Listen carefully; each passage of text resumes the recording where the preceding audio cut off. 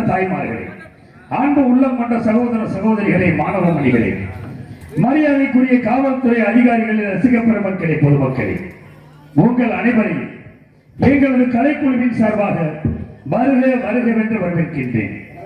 இந்த நாடக கலையை வளர்த்த தவ திரு சங்கரதாஸ் சுவாமிகள், சூடியூர் கனகசபாபதி அவர்கள், நமச்சிவாயபுரம் NS வரதராசன் ஐயா அவர்களின் பாதம் தொட்டு வணங்கி, சிவகங்கை மாவட்டம் தஞ்சாவூர் MK முத்துச்சாமி ராஜநடிகளின் மகனாகிய சமய கருப்பு ஆகிய நான் மாமன்னர் ஹரிச்சந்திரன் பாத்திரம் தாங்கி உங்கள் அன்பையும் ஆசியும் பெற உங்கள் முன்னால் வருகிறேன்.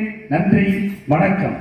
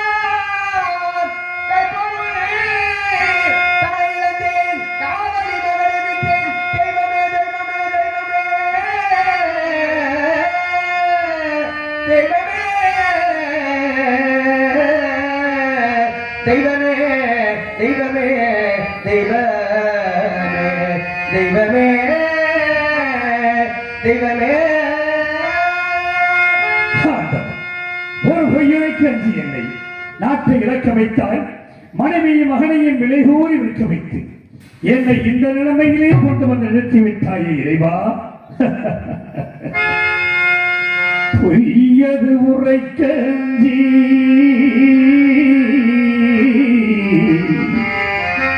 பொய்யது உரைக்கஞ்சி பாவினான் பொய்யது அடிமையானே பொய்யது உரைக்கலங்கி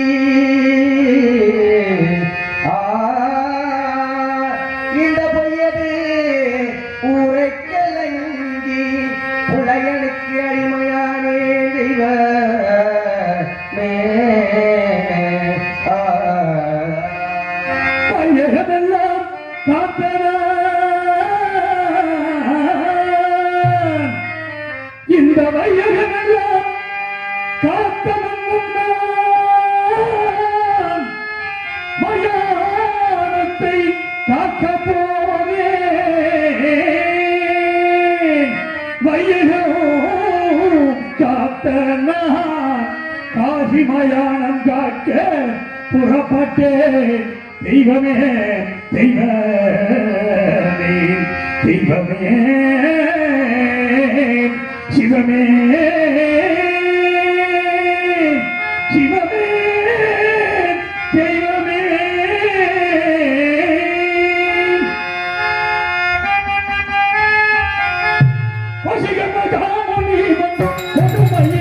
சிவமே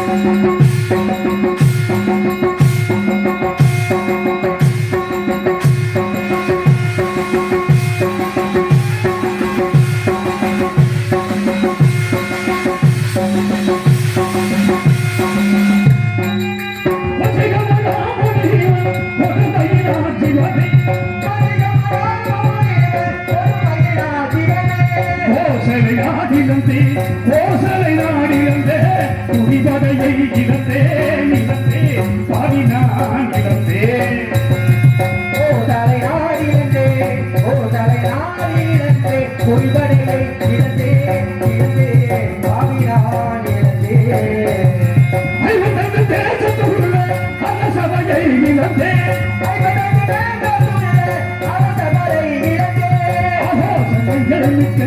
ஆலோசனைகள் மிக்க அமைச்சரை நான் திரிந்தேன் திரிந்தேன் பாடினான்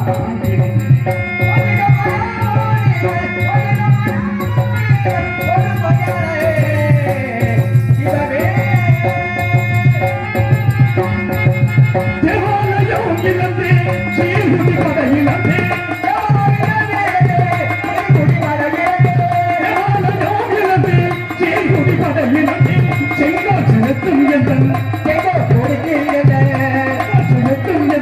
சிவாசனம் இழந்தே இழந்தே பாடினான்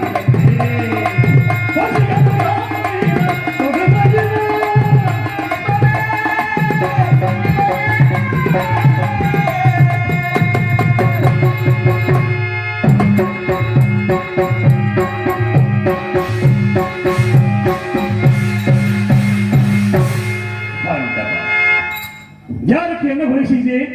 யார் குடியை கெடுத்து வாழ்ந்தேன்? இந்த மண்ணுலகில் உள்ள அல்பற்ற அனைவரும் இன்பற்று இருக்க வேண்டும் என்பதற்காக அல்லும் பகலும் அணிதினமும் உன் திருவடியை பணிந்திருந்தேன். இறைவா, நான் என்ன குற்றம் செய்தேன்?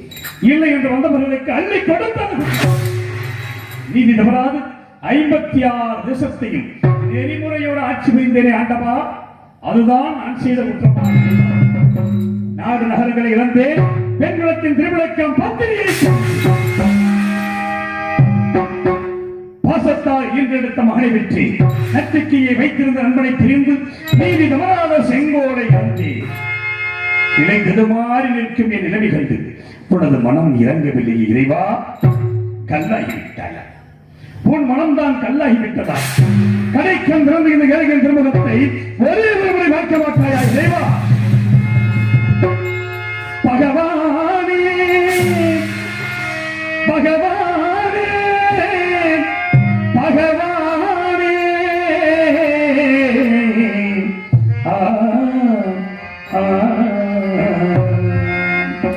பகவானே மௌனம் ஏனோ பகவானே மௌனம் ஏனோ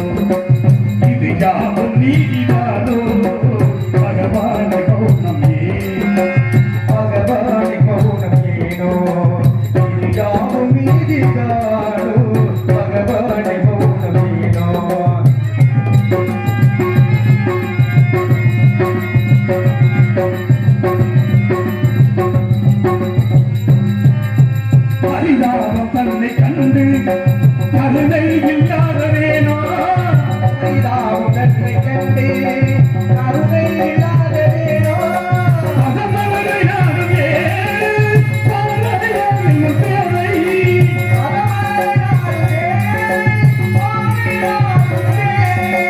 இழியாத செய்கின்றேன் உயரானை வாழலானே இழியாத செய்கின்றேன் உயரானை வாழலானே பகவானே மௌனமேனோ இது யாவும் மீதிதானோ பகவானே மௌனமேனோ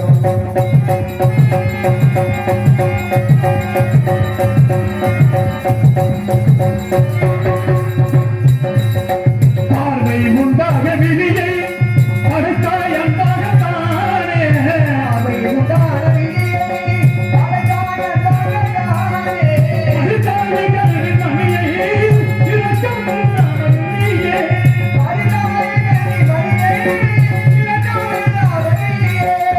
ஆராய உனது கண்ணா தீராய துன்பம் தன்னை ஆராய உனது கண்ணா தீராய துன்பம் தன்னை பகவானை மௌனம் ஏன்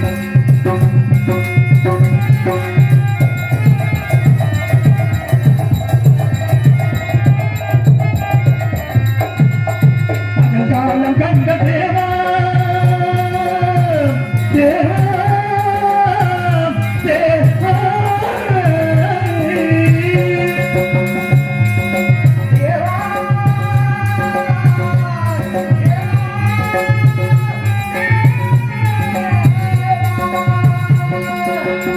காலம் கண்ட தேவா இரவை படைத்த வேணோ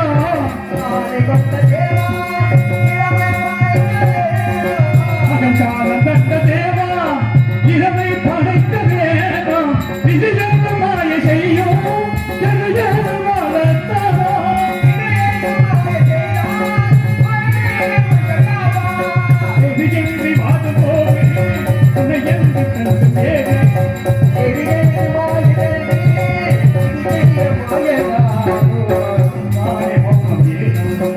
இது யாவும் நீதிதானோ பகவானை மௌனமே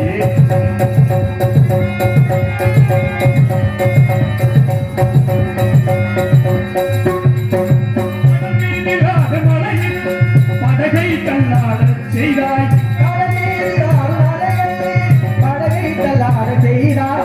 கடல் மீறினாட மலையில் படகை தன்னாட செய்தாய் அழகான சூறை காற்று அணையாமல் பாதுகாப்பாய் அழகான வேலை தன்னிலே திசை மாற செய்யலாமோ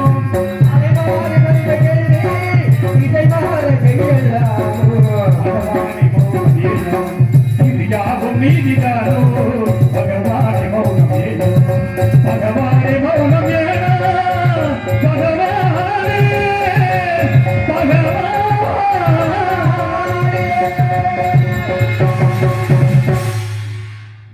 அயோத்தி மாநகரத்திலே 56 தேசத்து அரசு அமர்ந்திருக்க அவ்வப்போது ஆலோசனை அமைச்சர்கள் இருக்க ராத்திரி சிம்மாசனத்தில் அமர்ந்து தேச விசாரணை செய்து கொண்டிருந்தேன் ஒரு நாள். அப்பொழுது தவத்தில் சென்ற விஸ்வாமித்திர முனிவர் என் கொலமண்டபத்திற்கு வந்திருப்பதாக காவலர்கள் அடைந்தேன். உடனே அன்னவரை எதிர்கொண்டு அழைத்து வந்தேன். ஆசனத்தில் அமர்த்தினேன். சுவாமி, என்னை நாடி வந்த காரணம் என்ன சுவாமி என்றேன். ஹரிச்சந்திரா, நான் ஒரு யாகம் செய்ய போகிறேன். அதற்கு கொஞ்சம் திரவியம் வேண்டும். அதை உன்னிடத்தில் பெற்ற புகை வந்தேன் என்று தெரிவித்தார். அருகிலேஸ்வரர், எவ்வளவு வேண்டும் என்று மற்ற பறவைகள் மனதில் அதன் மீது ஆங்காரம் உள்ள வீரர் புறவனை ஏறி சென்று அவன் கையிலே வெள்ளி கவன் கொடுத்து அதில் மாணிக்க கல் வைத்து சுழற்றி எறிந்தார்.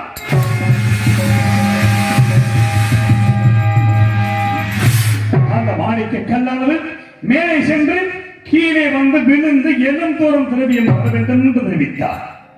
அவர் கேட்டபடி நான் திரவியத்தை கொடுத்தேன். ஹரிச்சந்திரா, நான் ரசிப்பத ஆரணியம். இத்திரவியத்தை அங்கு நான் வைத்துக் கொள்ள முடியாது. யாகத்திற்கு முகூர்த்த நாள் முடிவு செய்த பிறகு வந்து எடுத்துச் செல்கிறேன். அதுவரையும் உன்னிடத்தில் இருக்கட்டும் என்றார். சுவாமி, தங்களை போன்ற மகான்களுக்கு கொடுத்த பொருளை மீண்டும் நான் வைத்துக் கொண்டால் நன்னிலை வாயில் நகரற்று போவதாக சுருதிகள் கூறுகிறது. இப்பொருளை நான் வைத்துக் கொள்வது இல்லை, தயவு செய்து தாங்கள் எடுத்துச் செல்லுங்கள் என்று. கவலை வேண்டாம். உன்னுடைய கணையாளி மோதிரத்தில் என்னுடைய ருத்ராட்ச மாலையை அடையாளமாக வைத்தால் தோஷமில்லை. அதன்படி செய்யலாம் செய்துவிட்டு முனிவர் சென்ற சிறிது நேரத்தில் ஆசார வாசலிலே குடிமக்கள் அபயம்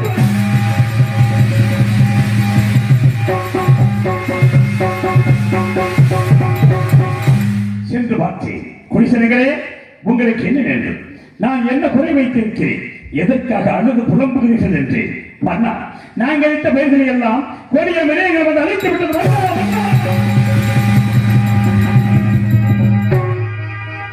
எனது மனம் வேதனை அடைந்தது. குடிமக்களுக்கு ஆறுதல் அனுப்பினேன். வேட்டைக்கு புறப்பட்டேன். கொடிய மிருகங்களை வேட்டையடி அடக்கத்தால் திருக்குள கரையோரம் ஆலமரத்தின் அடியில் எனது பத்தினி சந்திரமதியின் மடியில் சிறிது நித்திரை இருந்தது. அங்கே அடாத கனவு ஒன்று கண்டேன். திடுக்கிட்டு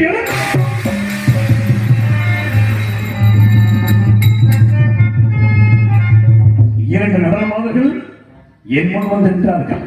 மாதர்கள், நீங்கள் யார்? உங்கள் ஊர் பேர் என்ன? என்னை நாடி வந்த காரணம் என்னவென்று கேட்டேன். மன்னா, நாங்கள் வசிப்பது இமயகிரிச்சார். என் பெயர் சரசவல்லி, இவள் பெயர் காமவல்லி. எங்களுக்கு பரதமும் சங்கீதமும் தெரியும். அதை தங்கள் சமூகத்தில் நடித்தும் படித்தும் காட்டி தக்க சன்மானம் பெற்று போக வந்தோம் என்று தெரிவித்தார்கள். எங்கள் நடிங்கள் படியுங்கள் என்று நடித்தார்கள், படித்தார்கள். கண்ணுக்கே சந்தோஷம்.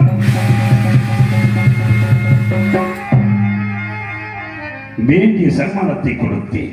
பெற்றுக்கொள்ள மறுத்து என் திருமணிக்கு முதலக்கூடிய பூச்சக்கர குடியையும் அத்தனைக்கும் என்ற வெற்றி மாறி பரிசாக கொடுத்தார்கள்.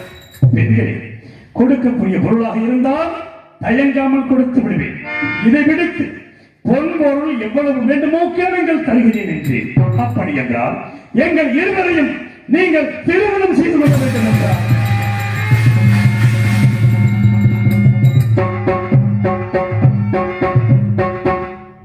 பெண்கள், நான் தந்தாரம் என்று பிரதான காரணம், தயவு செய்து இந்த இடத்தை விட்டு போய்விடுங்கள் என்று எவ்வளவோ அறிவுரைகளை எடுத்து கூறினேன்.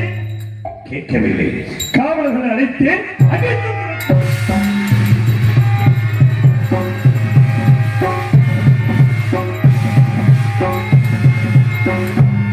மாதவி நேரத்தில் விஸ்வாமித்திர முனிவர் கட்டம் கபத்தோடு வந்து என் திருமுடியை காலால் ஏற்றி உதைத்தார்.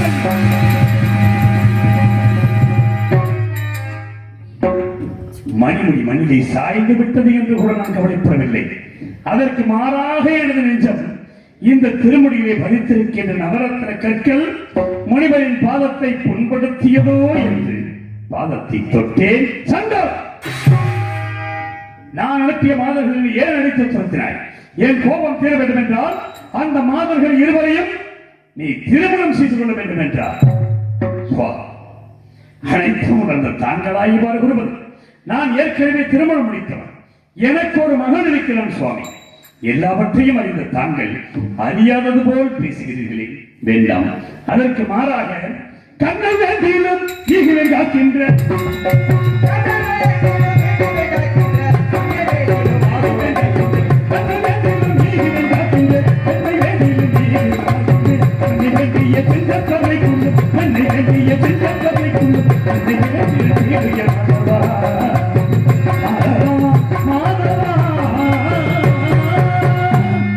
கண்ணை பெற்று தருவேன்.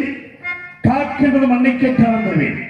ஒரு பொழுதும் அந்த மாதர்களை அடைய மாட்டேன் என்று ஹரிச்சந்திரா, உன் கண்களை கதற்காக நீ கூறியபடி இப்பொழுது 56 வருஷத்தையும் எனக்கு தாய் வார்த்தை கொடு. ஒரு வார்த்தை உபமானத்திற்காக சொன்னேன். இல்லை என்று சொன்னால் சொல் தவறியதாக போய்விடுமோ என்று கருதினான். அன்பு மனைவி தாராபதியை கெண்டிகளை ஜலம் கொண்டு வர செய்தேன். முனிவருக்கு அபயமாக 56 வருஷத்தையும் தாய் வார்த்தை. சற்று நேரம் குறித்தவை ஹரிச்சந்திரா, தானே ராணிவத்து கொடுத்து விட்டாய். இந்த ராஜமுடியோடு நீ போகக்கூடாது. நான் கொடுக்கும் காய் வஸ்திரத்தை அணிந்துதான் நீ செல்ல வேண்டும் என்றார். நாடு நகரம் எனது உயிரின மேலான குடிமக்களை எல்லாம் நான் பிரிந்து செல்லப் போகிறேன். எனக்கு இந்த ராஜமொழியா பெரிது, தாராளமாக கொடுங்கள் என்று கூறிய நான் கடவசிரோம் இல்லந்தே கடவசிரோம் மனிதே கடவசிரோம் இல்லந்தே கடவசிரோம் மனிதே காலை கொடுத்த தேரும் பாலவிலும் நிலந்தே நிலந்தே பரிணாம் நிலந்தே கசிகமுகா மனிதன் ஒடுமையுமா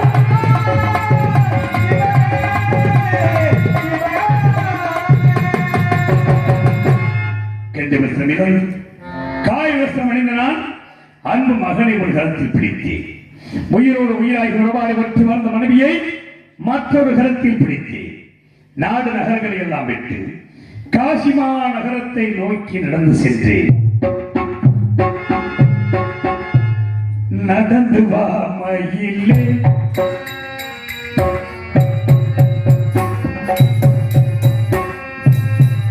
நடந்து வா மயிலே சந்திரமதி நடைய செந்துயிலே நடந்து வா மயிலே மயிலே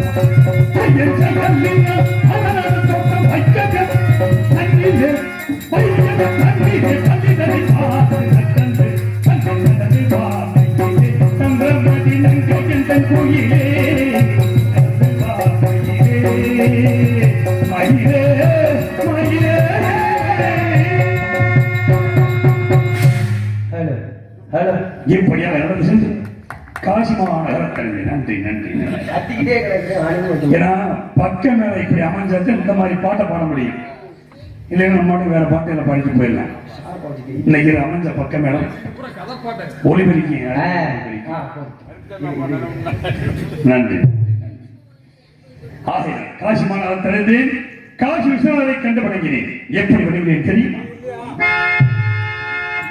காசியில் வாழோ கருணை கடலே காதியில் வாழும் கருணை கடலே அடைக்கலமாய் அடைக்கலமீதே காசியில் வாழோ கருணை கடலே காதியில் வாழும் கருணை கடலே அடைக்கல் காதியில் வாழும் கருணை கடலே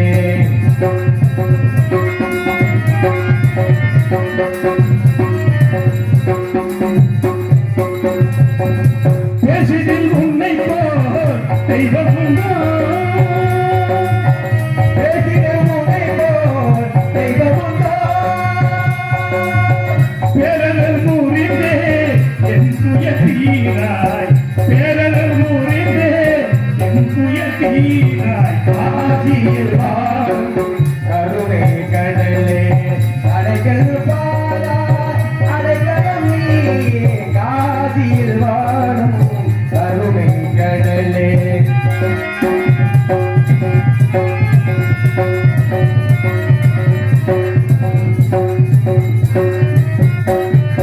பஞ்சமென்றே உன்னை நம்பி வந்தேன் தஞ்சமென்றே உன்னை நம்பி வந்தேன்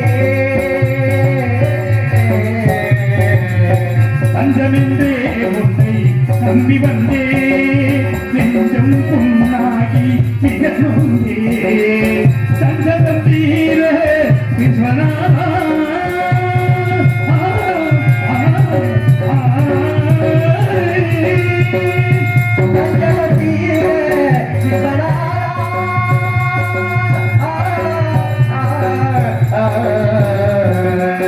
சஞ்சலம் தீர சத்தியம் நிலைக்க அங்கேயே நேர்ந்தவையும் அருள்வாய் தேவா அஞ்சலே நேர்ந்தவையும் அருள்வாய் தேவா காசியில் இந்த காசியில் வாழும் கருணை கடலே அடைக்கல பாராய் அடைக்கல நீயே காசியில் வாழும் கருணை கடலே கருணை கடலே கருணை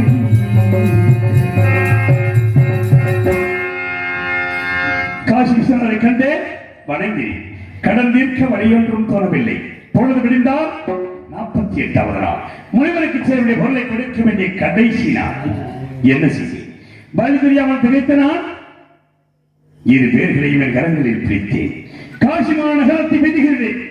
ஆடு மாடுகளை விலை வருவதைப் போல் மனைவி மகனையும் விலையோ விலை விலையோ விலை விலையோ விலை எப்படி விளைவுகள் தெரியும்? உலகம் அறியாத புதுமை புதுமை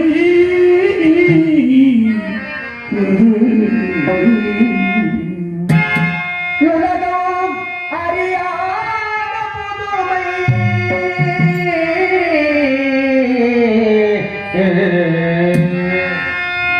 உலகம் அறியாத புதுமை இந்த உலகம் அறியாத புதுமை உடல் பொருளாவியை கதவை விட்டது.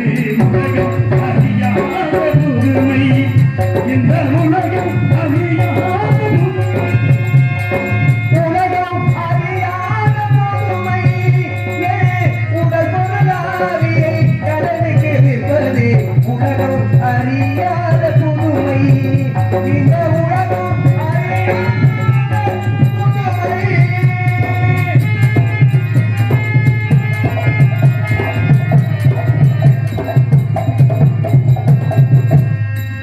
அலைகளமேவும் துன்பம் போல்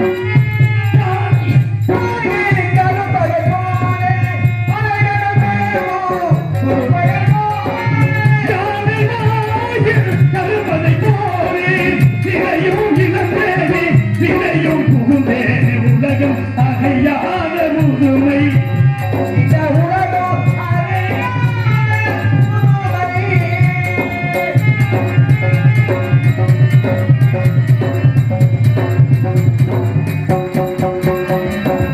கேடுமையா விலை கேடுமையா கேளுமையா விலை கேளுமையா பிறந்தோனிலை பார்வையா தன்மானம் என்னாலும் தன்மானம் எண்ணியே என் மானம் காக்கலே பிறந்தவரா வானம் ஏழ்வானம் ஏழ்வானம் காக்க என்மானம் காக்கலே பிறந்தவரே. அரசனும் நாட்டிலும் இடையில் வந்தாலே அமைதியில் வந்தால் ஒரு தையாலே ஆதரவாயோ உலகின் முன்னாலே அமைதியிலப்பா உமிழாலே. அறிமுகம் வாழ்வினில் நேர்ந்ததினாலே உலகம் அறியாத புதுமை இந்த உலகம் அறியாத முழுமை பெருமையா விலை பெருமையா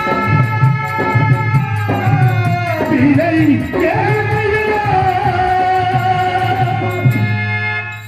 விளைவு விருது குறிச்சது யாருமே விலைக்கு வாங்க முன்வரவில்லை. கடைசியாக காலகண்ட ஐயர்கள் விலைக்கு வாங்கினார். அன்பு மனைவி மகனையும் என் கண்ணெதிரி அடித்து இழுத்துச் சென்ற கொடிய செயலை ஒரு நாளும் மறக்கவில்லை. இறைவா, என்னை பிரிந்து சென்றவர்கள் எப்படியெல்லாம் துன்பத்தால் துவண்டு வாடுகிறார்களோ தெரியவில்லை. அந்த பொருளை பெற்ற நான் நட்சத்திரத்தில் கொடுத்துவிட்டு பட்டகணம் தீர்ந்து விட்டது என்று நினைத்து மன அமைதியோடு இருந்தேன். மனிதன் நினைப்பதுண்டு வாழ்வு நிலைக்கும் என்று. ஆனால் இறைவன் நினைப்பதுண்டு மனிதன் பாவம் என்று. மனிதன் நினைப்பதுண்டு வாழ்வு நிலைக்கும் என்று. இறைவன் நினைப்பதுண்டு பாவம் மனிதன் என்று. மனிதன் நினைப்பதுண்டு வாழ்வு நிலைக்கும் என்று.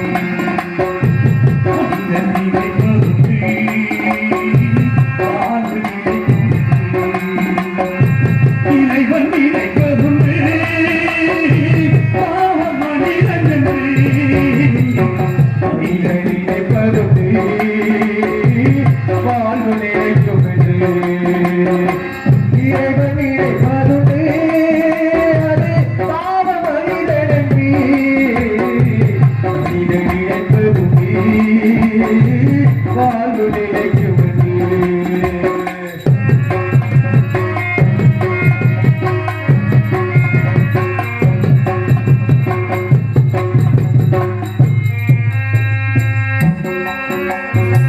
தந்தை தவறு செய்தான் தாயும் இடம் கொடுத்தான். தந்தை தவறு செய்தார் தாயும் இடம் கொடுத்தார். தந்தை பிறந்து விட்டான் தந்தம் வளர்த்து விட்டான். வந்து பிறந்து விட்டோம் அதை வந்து மறந்து விட்டோம். மனது துடிக்கின்றது அதற்கம் வருகின்றது. அது லாபம் என்ன அவன் ஆட்சி நடக்கின்றது. மனிதன் நினைப்பதுண்டு வாழ்வு நிலைக்கும் என்று.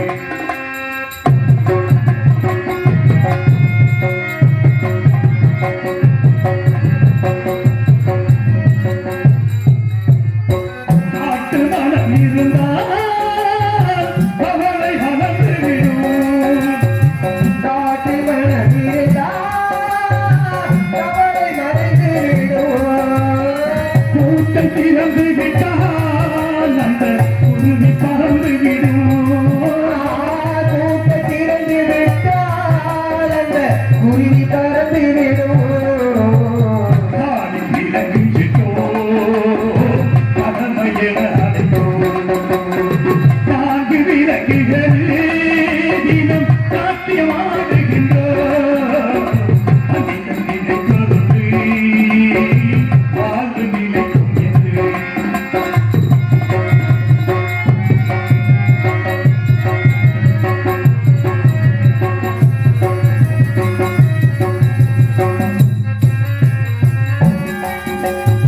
விதி என்றதை கேளிலே நாம் விரைந்து பயணம் செய்தால் விதிகின்றன கேளியே நான் வீடு பயணம் செய்தார். அதையும் மயங்கிடடா சிறு பணமும் கலங்கிடடா. மறியும் மயங்குதடா இந்த மனமும் கலங்குதடா. உனக்கு எதுவும் இல்லை என் குழப்பம் முடிந்ததடா. கணக்கை முடித்து விட்டேன் ஒரு கவலை முடிந்ததடா. நினைப்பதுண்டு வாழ்வு நிலைக்கும் என்று வாழ்வு நிலைக்கும் என்று. வாழ்வு நிலைக்கும் என்று. பட்டகரம் தீர்ந்துவிட்டு மன நம்பியோடு இருந்தேன். ஆனால் நட்சத்திரங்கள் ஓடோடி வந்தார். ஹரிச்சந்திரா, உன்னோட 48 நாள் கஷ்டப்பட்டு வந்திருக்கிறேன். எனக்கு என்ன தரப்புகிறாய்? 16,000 பொன் கொடுத்தாலுடைய, இல்லை என்றால் இந்த பொருளை முனிவருக்கு கொடுக்க மாட்டேன், நான் வைத்துக் கொள்வேன் என்றார் சுவாமி. இனிமேல் என்னிடம் என்ன இருக்கிறது?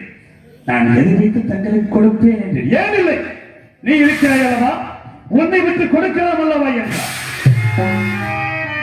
ஆம் சுவாமி, என்னை நான் மறந்து விட்டேன் என்று சொல்லி ஆன்ம மந்திரி சத்தியகித்தி அழைத்தேன்.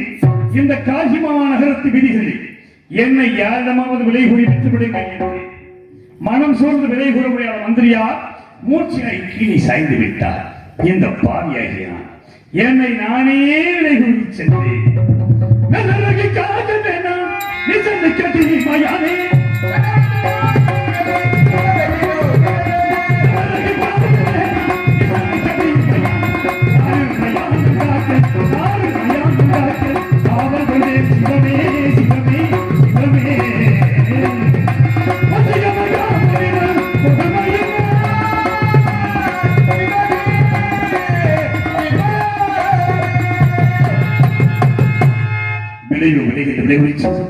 மீனவாக எனவே ஈமக்காவலர் கடுமையானே கல்குளம் சுமக்க வைத்தால் தவறி கீழே விழுந்தது. இரண்டு தந்தை அறுக்க செய்தார். அறுக்கும் பொழுது கத்தியானது கையில் அறுபற்ற ரத்தம் கொண்டு ஹரிச்சந்திரா, உனக்கு இந்த வீட்டு வழியில் நான் சரிப்படார். நான் டாக்டர் மயான உடலை கேட்குவோம். வருகின்ற தினம் ஒன்றுக்கு கால்பணம் ஒரு துண்டு வாய்க்கரிசி ஒன்று வாங்க. கால்பணம் வளத்துண்டு எனக்கு அனுப்பி வை, வாய்க்கரிசி மட்டும் ஒரு ருசிப்பை வைத்துக் கொள்கிறேன். அரண்மனையில் அறுசுவை உணவு உண்டு. நான் மயானத்தில் பிணத்தின் மேல் போடப்படுகின்ற வாய்க்கரிசி கொண்டு வாழப் போகிறேன். நிறைவா எஜமான கட்டளைப்படி மயானத்தை காக்க புறப்படுகிறேன். போகின்றேன்